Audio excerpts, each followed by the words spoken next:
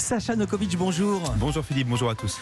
Vous êtes journaliste à l'Équipe. Tous les vendredis, vous décryptez pour nous l'actu du sport et des médias. Aujourd'hui, vous nous parlez de l'annonce faite hier par Vincent Labrune. C'est le président de la Ligue de football professionnel, la LFP, lors du festival Demain le Sport. L'appel d'offres des droits télé de la Ligue 1 sera lancé dans un an et ça change quelque chose. Bien sûr, donc ce sera exactement à l'automne 2023, c'est-à-dire à 9 mois de la fin du contrat en cours avec Amazon, Canal+ et Free. Et c'est vrai que depuis un peu plus d'un an, on s'habitue à ce nouvel acteur Amazon. Je crois que vous avez un abonnement, Philippe. J'ai tous les abonnements, moi, Voilà. pour rien rater. C'est horrible et j'arrive plus, je sais plus lequel annuler parce que je me dis, ça se trouve l'année prochaine, celui que j'ai annulé, il va fonctionner à nouveau. Et bien c'est possible. Donc on s'habitue tout doucement à Amazon qui a 80% des matchs, mais peut-être que nos auditeurs vont devoir changer à nouveau à partir de l'été 2024. On aura donc la réponse dans un an. Alors on sait qu'il y a des tensions et même un procès entre la Ligue et Canal+ en ce moment.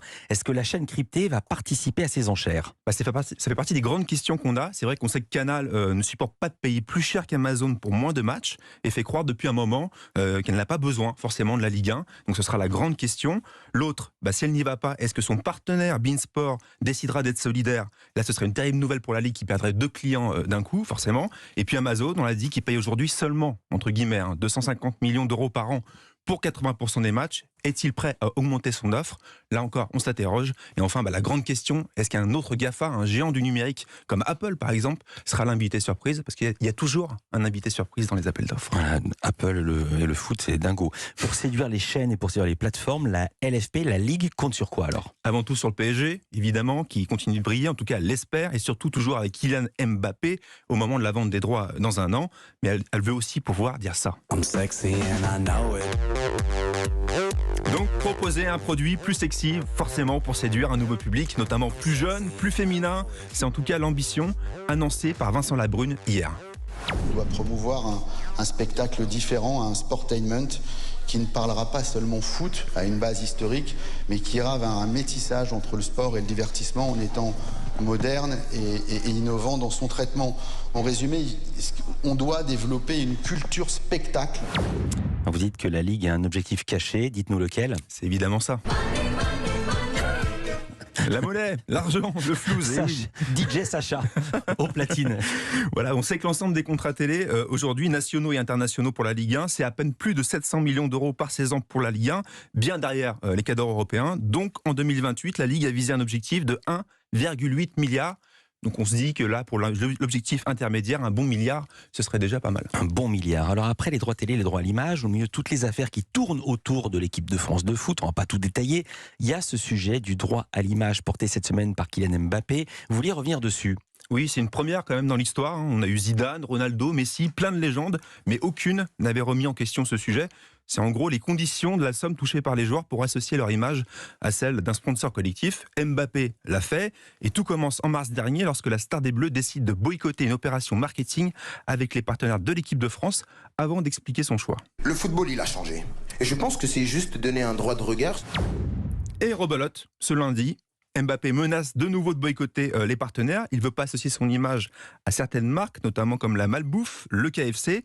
Et dans la soirée, la Fédération française de foot plie et s'engage à réviser dans les plus brefs délais la convention qui la lie à ses joueurs. Dès le lendemain, un labéral, vice-président de KFC, réagit vivement sur le site Sport Business Club. KFC, c'est les fast-food à base de poulet. Voilà, Kentucky Fried Chicken. Voilà, il faut le dire. C'est ça, voilà. Et il réagit au micro de Sport Business Club. On a récupéré l'enregistrement qui est pas génial. Mais ça, c'est Alain Béral, le vice-président de KFC. Tendez l'oreille. Nous, on accepte de payer pour revoir de l'image, de ce pour qu'on paye. Donc, c'est une crise peut-être de jeunesse, je ne sais pas, c'est un caprice. Kylian, et lui, il dit moi, je ne veux pas faire. Ben oui, ça pose un problème. Alors, une crise de jeunesse, dit le patron de KFC, un caprice carrément. Carrément, sauf que la marque KFC s'est rapidement désolidarisée de son vice-président. Ouais, il fait jamais bon de se fâcher avec les stars, même quand elles ne veulent pas de vous. Et alors, Philippe. On a appris que Mbappé ne voulait pas non plus associer son image au site de paris en ligne. Et là aussi, est-ce qu'il y a eu une réaction d'un sponsor ou pas du tout ? Pas encore. En revanche, je suis allé fouiller un peu, regarder de près la campagne de sponsoring du PSG, qui est l'employeur principal de Mbappé, et devinez sur quoi je suis tombé. un Kylian Mbappé sur une publicité pour 1xBet, nouveau partenaire du Non. club.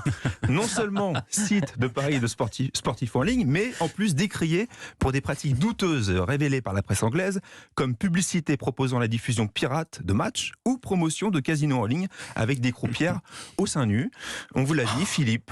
Le football, il a changé. Il a changé. Vraiment. Et puis un mot, parce qu'il y a du nouveau, on avait parlé la semaine dernière dans l'affaire Pogba.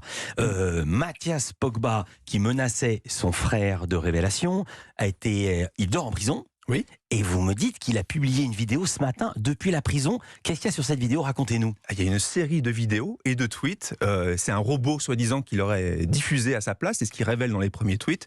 Et globalement, il explique ce qu'il a déjà dit, que son grand frère, Paul Pogba, la star des Bleus, a été marabouté, que depuis 2018, il est sous l'emprise de ce marabout sorcier. Ça n'a pas changé.